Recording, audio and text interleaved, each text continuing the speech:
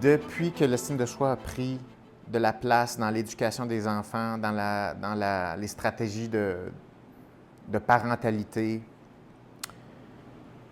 on a développé l'obsession des émotions positives. L'emphase est mise sur l'évitement des émotions négatives et le fait d'augmenter en intensité et en fréquence les émotions positives. La réalité est que ça ne marche pas. Parce que les émotions positives ne sont pas faites pour être là souvent et à haute intensité. Les émotions positives sont assez peu fréquentes et d'assez faible intensité, normalement. Si on peut comparer les émotions avec quelque chose qui est plus, mettons, métaphorique ou imagé, mettons qu'on est dans le brouillard, dans une forêt ou sur la mer, mettons, sur la mer, et là, on a besoin d'un phare pour savoir où est le port. Donc, un phare, c'est une lumière qui tourne comme ça. Mais ce que le bateau va voir, c'est un petit flash. C'est tout. Tout le restant du temps, on ne le voit pas. Ça dure une fraction de seconde, c'est un petit flash comme ça. Le flash est suffisant pour dire on va dans la bonne direction. Le port est dans cette direction-là, il y a le rivage là. C'est un flash. Ce n'est pas un projecteur que tu as dans le visage sans arrêt. Ce n'est pas ça qui fait ton orientation. L'orientation, c'est un flash. Et c'est assez. Les émotions positives, c'est fait pour fonctionner comme un phare. Tu as un petit indice, c'est assez. On a suffisamment d'indices pour percer le brouillard, avancer. Les émotions négatives, ça sert à regarder où on met nos pas. Ça, c'est une chose. Donc, il y a une collaboration entre les émotions positives et négatives. Les émotions négatives, tu en as besoin de beaucoup plus parce que tu fais plusieurs pas à chaque instant. Donc, ça prend plus de détection dans l'instant présent. Donc, c'est normal d'avoir plus de détection et plus d'émotions négatives. Mais les émotions positives, tu n'en as pas besoin de beaucoup. Et donc, ça veut dire que c'est une grave erreur que de chercher à en avoir beaucoup. Parce que ça ne fonctionne pas comme ça. Donc, on essaie en ce moment de diminuer les émotions négatives pour compenser en émotions positives. Et nos stratégies pédagogiques, la façon dont on attaque les défis, la façon dont on régule nos comportements et on qualifie nos comportements dépend de à quel point les émotions positives sont fréquentes et élevées. Pour être bien, pour bien fonctionner, pour être efficace dans notre quotidien, on n'a pas besoin d'en ressentir beaucoup. On a besoin d'en ressentir, mais peu. Et c'est suffisant pour nous guider dans nos stratégies, dans nos actions, dans nos comportements. Comment on fait pour faire prendre conscience à toute une génération qu'ils font fausse route en recherchant des émotions positives? C'est que tu utilises la science pour montrer que ça ne marche pas. C'est-à-dire, le taux de dépression chez la génération Z, les jeunes nés en 1995 et après, augmente. Le taux de tentative de suicide augmente.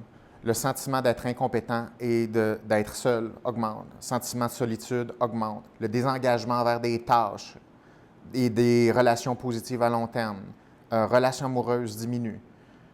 Il n'y a qu'à regarder les statistiques et les variables qui décrivent le fonctionnement de ces personnes-là, combinées à ce qu'ils recherchent, et on peut voir que la stratégie ne fonctionne pas.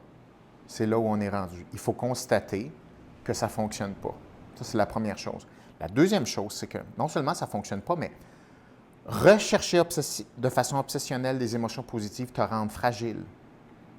Plus tu travailles à ressentir des émotions positives, plus tu adaptes tout ton système nerveux à être plus sensible aux émotions négatives. Et donc, tu deviens dépendant de ressentir une plus forte dose des émotions positives pour compenser les émotions négatives normales que tu dois ressentir. Donc, plus tu travailles à ressentir des émotions positives, plus faible et fragile et plus cassant tu es. Donc, tu ne veux absolument pas être dépendant des émotions positives. Dans une tâche normale, les émotions sont assez neutres. Et quand il y a des émotions, c'est plus des petites émotions négatives, quand il y en a. Mais de façon quotidienne, dans nos tâches, c'est des petites émotions qui sont plus négatives. Des fois, il y en a des positives. mais c'est des petites émotions. Mais même quand on sent qu'on fait une tâche qui est bonne, quand on se sent efficace, on n'a pas vraiment d'émotions positives. Moi, en ce moment, j'adore ce que je fais, j'adore mon travail, mais en ce moment, je n'ai pas d'émotions positives. J'en veux pas. Je ne ressens pas des émotions positives en ce moment. Peut-être quelques émotions négatives parce que ça me rend toujours un peu nerveux de m'exprimer, puis de dire une idée qui est claire, puis bon. Mais c'est assez. Tu n'as pas besoin de viser plus d'émotions positives. Le standard minimal qu'on essaie de ressentir est trop haut. Et on essaie de... Et plus tu essaies de vivre des émotions positives, plus tu vas éviter des émotions négatives. Plus tu évites les émotions négatives, plus l'évitement va te rendre sensible aux émotions négatives. Donc, qu'est-ce qu'on fait? On est plus sensible aux émotions négatives, donc il faut contrebalancer ça avec une surdose d'émotions positives. Donc, on tourne en rond sans arrêt. Et tout ça fait en sorte qu'on surveille et on est encore plus alerte à propos de nos propres émotions. Donc, on s'auto-observe sans arrêt, sans arrêt, sans arrêt. Non seulement ça augmente la détresse, ça augmente l'impuissance, ça augmente la solitude, ça diminue tes capacités de communication interpersonnelle, ça diminue tes habiletés de dialogue, d'écoute, d'empathie envers les autres. Ça t'isole plus, ça corrobore ton sentiment d'isolement, ça confirme que les gens ne t'aiment pas, ça augmente tes émotions négatives, on les regarde encore plus, on en veut encore plus. Donc, pourquoi les jeunes aujourd'hui sont en si mauvaise posture psychologique? C'est parce qu'on fait tout pour promouvoir les choses qui augmentent la détresse. Entre autres, le focus sur les émotions positives, non seulement à la maison, mais à l'école. Et dans tout ce qui est évaluation.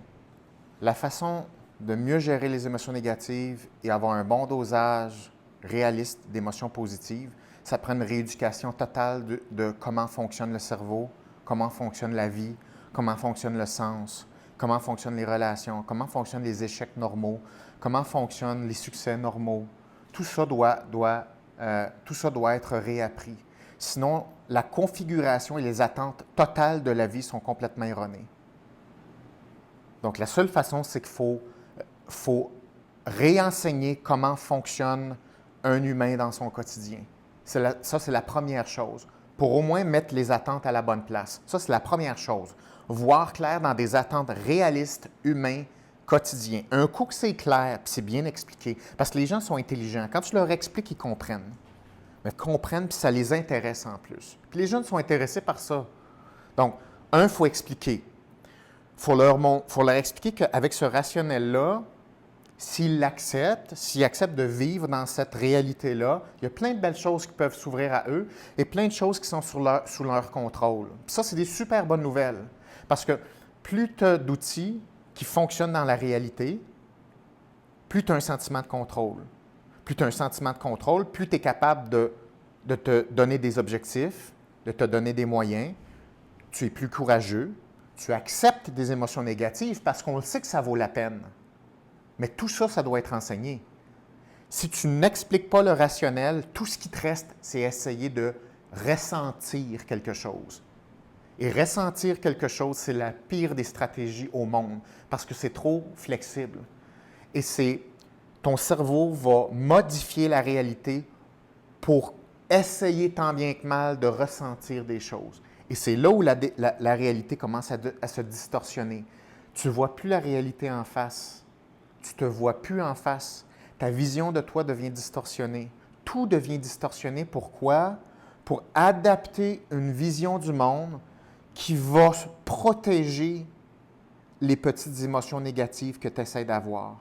C'est le contraire. Tu montres aux émotions comment faire face à une réalité et là, tu deviens plus fort, tu as des stratégies, tu es capable de faire face à toutes sortes de choses, tu es capable de t'obstiner avec quelqu'un, tu es capable de te chicaner, de te réconcilier, tu es capable de discuter, tu es capable de négocier, tu es capable d'échouer, tu es capable de rêver à des grandes choses, d'apprendre, tout ça. Tout ça, c'est dans le spectre de la réalité. Ce n'est pas dans le spectre de la subjectivité, ce n'est pas dans le spectre du ressenti.